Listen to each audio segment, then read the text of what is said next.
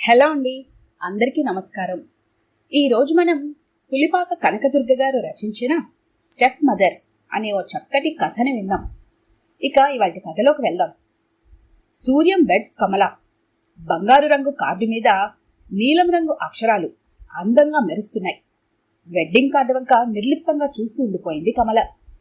కూతురి నిర్లిప్తతను క్రీగంట గమనిస్తూనే ఉంది బ్రహ్మరాంబ. ఏమ్మా అలా ఉన్నావే, ఒంట్లో బాగోలేదా? అదేం కాదు, ముక్తసరిగా సమాధానం చెప్పింది కమల.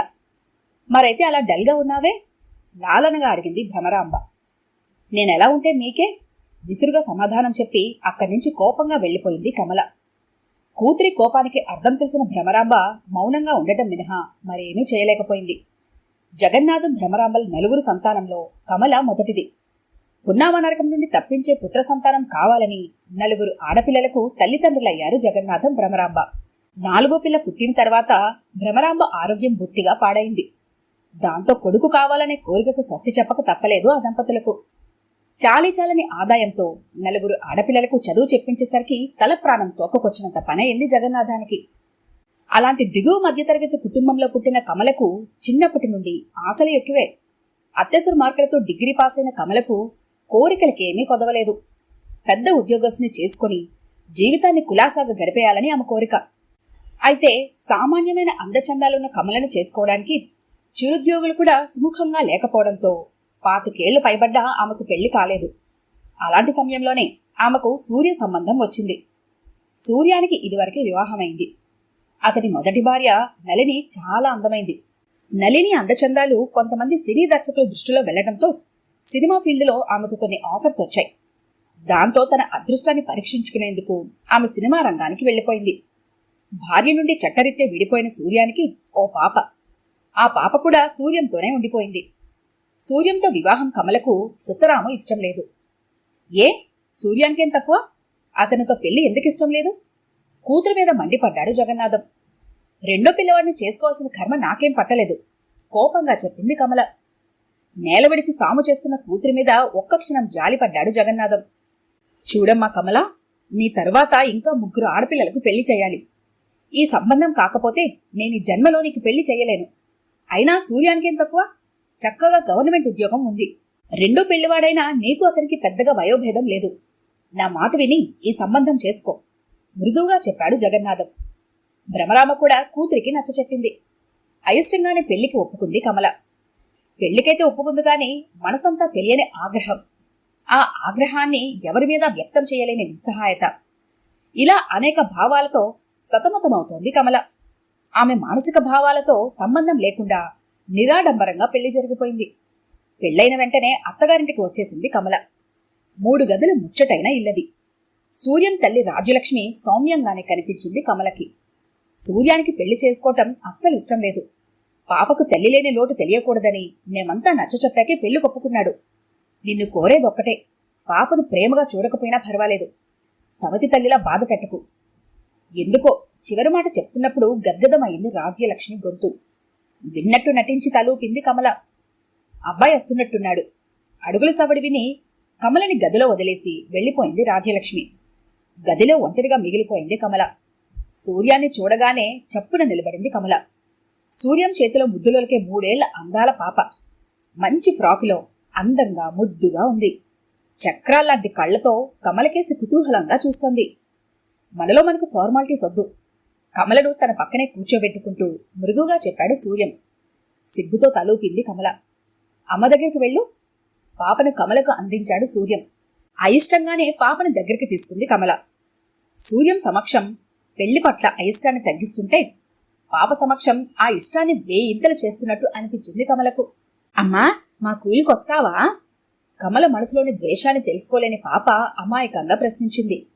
అమ్మా, కూలుకు నాన్నమ్మ వద్దు, నువ్వేదా.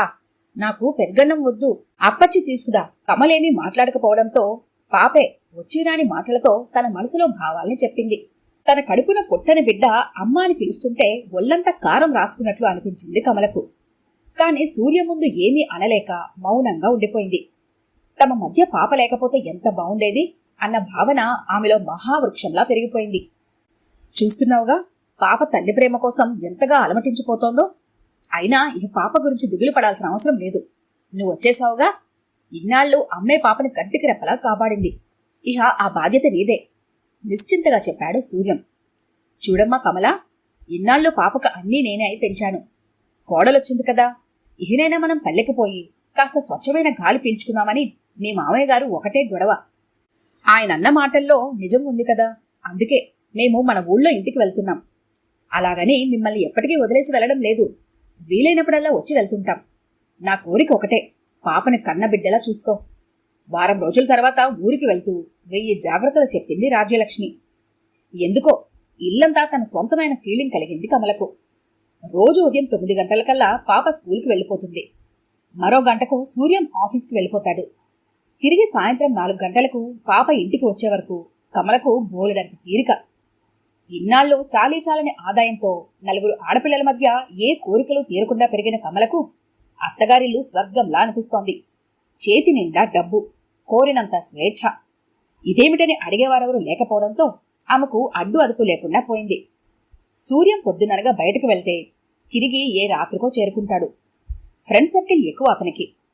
పాప కమల సంరక్షణలో సంతోషంగా ఉందని అతని భావన. అందుకు తగ్గట్టుగా కమల కూడా సూర్య ముందర పాపను బాగానే చూసుకుంటుంది. అమ్మా, పాలు. స్కూల్ నుండి రాగానే కమల దగ్గరికి వచ్చి జాలిగా అడిగింది పాప. ఇప్పుడు కాదు, వెళ్ళి ఆడుకో కఠినంగా చెప్పింది కమల. కమల కాఠిన్యానికి బెదిరిపోయింది పాప. బిక్కమొహంతో అక్కడి నుంచి వెళ్ళిపోయింది. పాప విచారాన్ని చూస్తుంటే ఎందుకో తెలియని సంతోషం కలిగింది కమలకు. ఇన్నాళ్లు మనసులో గూడు కట్టుకున్న ద్వేషం, ఆగ్రహం వ్యక్తం చేయడానికి బలిపశువులా ఓ కసుగాయి దొరికింది ఆమెకు. ఆ రోజు సూర్యం పెందరాలే ఇంటికి చేరుకున్నాడు. ఏమిటో విశేషం, ఇవాళ దొరగారు త్వరగానే వచ్చేశారు? భర్తకు కాఫీ అందిస్తూ మురిపంగా అడిగింది కమల. వచ్చే పండక్కి నీకు పాపకు బట్టలు తీసుకుందామని. అది సరే, పాప ఏది? కళ్లతో పాప కోసం అన్వేషిస్తూ చెప్పాడు సూర్యం. పాప ప్రస్తావన రాగానే కమల ముఖంలో రంగులు మారాయి. ఈ దరిద్రపు ముఖానికి తిండికి చదువులకు బోల్డంత ఖర్చవుతుంది. ఇంకా కొత్త బట్టలు ఒకటే తక్కువ మనసులో కసిగా అనుకుంది. పైకి మాత్రం మొహానికి చిరునవ్వు పిలుముకొని, ఈ మాత్రానికి మీరెందుకు? రేపు పాపకు ఒక్కపూటే స్కూలు. నేను పాప రేపు మధ్యాహ్నం వెళ్లి బట్టలు కొనుక్కొచ్చుకుంటాం తీయగా చెప్పింది. అసలు పాపకు కొత్త బట్టలు కొనే ఉద్దేశం కమలకు లేదు. అది సరే, ఇంటికి పాప ఎక్కడా? బట్టలు కొనడానికి కావలసిన డబ్బు కమలకు అందిస్తూ మరోసారి అడిగాడు సూర్యం. అత్యంతరం లేక బయట ఎక్కడో మట్టిలో ఆడుకుంటున్న పాపను సూర్యం దగ్గరికి తీసుకొచ్చింది కమల. పాపను చూసిన సూర్యం ఒక్కసారి తెల్లబోయాడు. బొద్దుగా అందంగా ఉండే పాప సన్నగా ఎంతో బలహీనంగా తయారైంది. తండ్రిని చూడగానే సంతోషంగా దగ్గరికి రావడానికి బదులు కమలను చూసిన భయంతో గుమ్మం దగ్గరే ఆగిపోయింది. ఒక్క ఉదుటున దగ్గరికి వెళ్లి పాపని ఎత్తుకున్నాడు సూర్యం. ఏంటి పాప ఇంతలా పాడైపోయింది? కోపంగా ప్రశ్నించాడు. అదేనండి నాకు అర్థం కావడం లేదు. అక్కడికి 2 పూటలా నేను పాపకు అన్నం తినిపిస్తున్నాను అమాయకత్వం నటిస్తూ చెప్పింది కమల. ఏం చేయాలో తోచక పాప మొహంలోకి చూస్తూ ఉండిపోయాడు సూర్యం.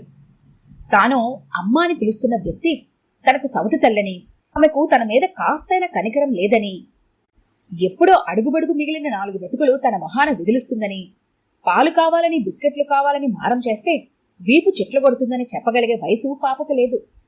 పాపకు తెలిసిందల్లా ఒకటే, అంతులేని భయం. సూర్యం దగ్గర నుండి ఉత్తరం వచ్చినప్పటి నుంచి రాజ్యలక్ష్మి మనసులో లేదు. అసలే తల్లి ప్రేమ ఎరుగని పిల్ల ఎలా ఉందో అని మనసంతా తెలియని దిగులు. ఉరుకుల పరుగుల మీద పాప దగ్గరకు బయలుదేరింది రాజ్యలక్ష్మి. ఇంటికి చేరేసరికి అక్కడి దృశ్యం హృదయ విదారకంగా ఉంది. పాపను పట్టుకుని విపరీతంగా కొడుతోంది కమల. అసలే బలహీనంగా ఉన్న పాప దెబ్బలు భరించలేక గుక్క పెట్టి ఏడుస్తోంది. కమల, ఆగు! ఏమిటది? గభాలున పాపను కమల చేతుల్లోంచి విడిపిస్తూ ఆవేశంగా అంది రాజ్యలక్ష్మి. రాజ్యలక్ష్మిని చూసి ఒక్క క్షణం గతుక్కుమంది కమల. మరుక్షణంలో సంభాలించుకొని కోపంగా చెప్పింది. చూడండి మీ మనవరాలి నిర్వాకం. బంగారం లాంటి ఫ్లవర్ వాజ్ని ఎలా పగలగొట్టిందో. నేల మీద ముక్కలైన ఫ్లవర్ వాజ్ని లిప్తకాలం చూసి మొహం తిప్పేసుకుంది రాజ్యలక్ష్మి. అయితే మాత్రం పసిదాన్ని అంతలా కొట్టడానికి నీకు చేతులు ఎలా వచ్చాయి? పాపను దగ్గరకు తీసుకుంటూ కోపంగా అంది. బావుంది, తప్పు చేస్తే దండించక నెత్తినెక్కించుకుంటామా? ఎలాగూ తన విషయం రాజలక్ష్మికి తెలిసిపోయింది కదా అని నిర్భయంగా చెప్పింది కమల. అదే పాప నీ కడుపున పుట్టిన బిడ్డైతే ఇలాగే ప్రవర్తించేదానివా? సూటిగా ప్రశ్నించింది రాజ్యలక్ష్మి. పాప మాత్రం గట్టిగా వాదిస్తున్న కమలను చూసి భయంతో నాన్నమ్మ మెడవంపులో మొహం దాచుకుంది. రాజ్యలక్ష్మికి ఒక్కసారి కళ్లల్లో గిర్రున నీళ్లు తిరిగాయి. పాపను ప్రేమగా గుండెలు కదుముకొని అంది, ఎంతైనా సవతి తల్లి, తల్లి కాలేదని మరోసారి నిరూపించావు కదా. అనండి, నన్నే అనండి. రెండో పిల్లవాడిని పెళ్లి చేసుకుని నా జీవితాన్ని నాశనం చేసుకున్నా నా మీద మీ అందరి పగ ఇంకా చల్లారలేదన్నమాట. అయినా ఈ పిల్ల రాక్షసికి నేనెందుకు చెయ్యాలి? మా భార్యాభర్తల మధ్య పానకంలో పుడకలా ఉండటానికి ఈ దెయ్యానికి ఏ హక్కుంది? మనసులో ద్వేషాన్నంతా వెళ్ళగక్కింది కమల. కమల మనసేమిటో అర్థమైంది రాజ్యలక్ష్మికి. కమలా, పాప హక్కుల గురించి మాట్లాడే హక్కు నీకు లేదు. ఇవిక్కడికి రాకముందే పాప ఈ ఇంటికి వారసురాలు. అసలు పాప కోసమే సూర్యం నిన్ను పెళ్లి చేసుకున్నాడు. పాపే లేకపోయినట్లయితే ఏ ప్రత్యేకత లేని నీలాంటి దాన్ని చేసుకోవాల్సిన అగత్యం సూర్యానికి లేదు. 25 ఏళ్లొచ్చిన పెళ్లికాని నీలాంటి పేదింటి అమ్మాయిని కోడలుగా తెచ్చుకుంటే కనీసం కృతజ్ఞతతో అయినా పాపను ప్రేమగా చూసుకుంటావని ఆశపడ్డాను. నీకు ఇంట్లో స్థానం దొరకడానికి కారణమైన పాపను బాధ పెట్టడానికి నీకు మనసెలా ఒప్పింది? రాజ్యలక్ష్మి మాటలకు కమలకు నోరు పెగల్లేదు. కమలేమి మాట్లాడకపోవడంతో రాజ్యలక్ష్మి తిరిగి మాట్లాడింది. చూడు కమల, రెండో పిల్లవాడిని చేసుకోవడం వల్ల నీ జీవితం నాశనమైందనుకుంటే అందుకు పాప ఎంత మాత్రం కారణం కాదు. ఒక్క బిడ్డను కూడా సరిగ్గా పెంచే శక్తి లేకపోయినా కొడుకు కావాలని 4 బిడ్డల్ని కన్న నీ తల్లిదండ్రులు అసమర్థత అందుకు కారణం. 25 ఏళ్ల జీవితంలో నీకంటూ ఏ ప్రత్యేకత సంపాదించుకోలేని నీ అసమర్థత అందుకు కారణం. ఒకవేళ ద్వేషించాలనుకుంటే నీ తల్లిదండ్రులను, నీ అసమర్థతను ద్వేషించు. అంతేకాని నీకీ మాత్రం అదృష్టాన్నైనా కలిగించిన పాపను ద్వేషించుకు, కఠినంగా చెప్పింది రాజ్యలక్ష్మి. అసలు పాపే కనుక లేకుండా ఉండుంటే నువ్వు ఇంటికి కోడలు అయ్యేదానివే కాదు. నీ తాహతకు, నీ స్తోమతకు తగ్గట్టు నీ తల్లిదండ్రులు ఏ పేదింటికో ఇచ్చి నిన్ను పెళ్లి చేసేవారు. ఇప్పుడు నువ్వు అనుభవిస్తున్న ఈ చీరలు, నగలు, రాజభోగాలు అన్నీ నీకు దక్కింది ఈ పాప వల్లే. నీకు అదృష్టాన్ని తెచ్చిపెట్టిన ఈ పాపనా నువ్వు ద్వేషించేది అంటూ రాజ్యలక్ష్మి కఠినంగా చెప్పింది. అల్లకున్న పొరలేవో తొలగినట్లయింది కమలకు. నిజమే, తల్లిదండ్రుల మీద కోపాన్ని, సమాజం మీద ద్వేషాన్ని నిష్కారణంగా పాప మీద చూపించింది. పాపకున్న హక్కులను కాలరాయాలని చూసింది. తనలో తల్లిని చూడాలని పాపెంత ఆరాటపడిందో తానంతగా పాపను ద్వేషించింది. తనకసలు నిష్కృతి ఉందా? పశ్చాత్తాపంతో కుమిలిపోయింది కమల. అత్తయ్య, నన్ను క్షమించండి. ఇక నుండి పాపను నా కన్న బిడ్డలా చూసుకుంటాను. సవతి తల్లి తల్లి కాగలదని నేను నిరూపిస్తాను, దీనంగా అంది కమల. ఒకసారి పాపను నీ దగ్గర వదిలి ఎంత పొరపాటు చేశానో నాకు అర్థమైంది. నువ్వెంతగా మారినా పాపను నీ దగ్గర వదల్లేను. ఇహ నుంచి నేను కూడా ఇక్కడే ఉండి పాప ఆలనా పాలనా చూసుకుంటాను, దృఢంగా చెప్పింది రాజ్యలక్ష్మి. పాపా, నన్ను క్షమించమ్మా. నిష్కారణంగా నిన్ను బాధ పెట్టాను. ఎవరెవరి మీద ఉన్న కోపాన్ని ఏ పాపము ఎరగని నీ మీద చూపించాను. ఈ ఇంట్లో నీకన్ని హక్కులు ఉన్నాయమ్మా. ఇంకెన్నడూ నిన్ను బాధ పెట్టను, సజల నయనాలతో అనుకుంది కమల. ఆ సాయంత్రం, అత్తయ్య, నేను బయటకు వెళ్తున్నాను, 1 గంటలో తిరిగొస్తాను. చెప్పులేసుకుని బయటకు వెళ్తున్న కమలను ఎక్కడికన్నట్లు చూసింది రాజ్యలక్ష్మి. పండక్కి నన్ను పాపను బట్టలు కొనుక్కోమని ఆయన డబ్బులిచ్చారు. పెళ్లికి కొన్న చీరలు నాకు చాలానే ఉన్నాయి. అందుకే మొత్తం డబ్బు పెట్టి పాపకు మంచి ఫ్రాకులు, బొమ్మలు తీసుకొస్తాను. రాజ్యలక్ష్మి చూపులోని ప్రశ్నకు సమాధానం చెప్పి బయటకు నడిచింది కమల. ఏమర్థమైందో పాప సంతోషంగా అమ్మని చూసి కిలకిలా నవ్వింది. ఈ కథ కనుక మీకు నచ్చినట్లయితే లైక్ చేయండి, షేర్ చేయండి. మరిన్ని ఇంట్రెస్టింగ్ కథల కోసం మా ఛానల్ని తప్పకుండా సబ్స్క్రైబ్ చేసుకోండి.